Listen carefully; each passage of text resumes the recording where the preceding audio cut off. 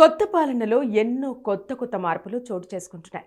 ప్రజాసేవే ధ్యేయంగా పెట్టుకున్న తెలంగాణ సీఎం రేవంత్ రెడ్డి మరో సంచలనాత్మకమైన నిర్ణయాన్ని తీసుకున్నారు. త్వరలో రాష్ట్రంలో నూతన విద్యుత్ విధానం తీసుకొస్తామని ఆయన స్పష్టం చేశారు.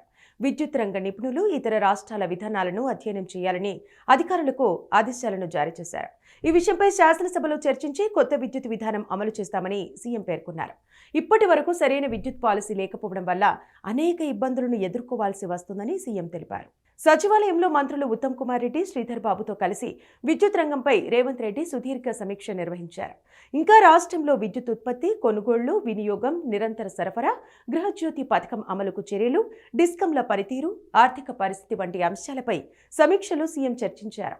రాష్ట్రం ఏర్పడిన తర్వాత జరిగిన విద్యుత్ ఒప్పందాలపై పూర్తి వివరాలు ఇవ్వాలని అధికారులను రేవంత్ రెడ్డి కోరారు. ఎక్కువ ధరకు చెల్లించేలా జరిగిన ఒప్పందాలకు గల కారణాలను కూడా నివేదికలో పొందుపరచాలన్నారు. బహిరంగ మార్కెట్లో తక్కువ ధరకిచ్చే కంపెనీల నుంచి విద్యుత్ కొనుగోలు చేయాలని ఆదేశించారు.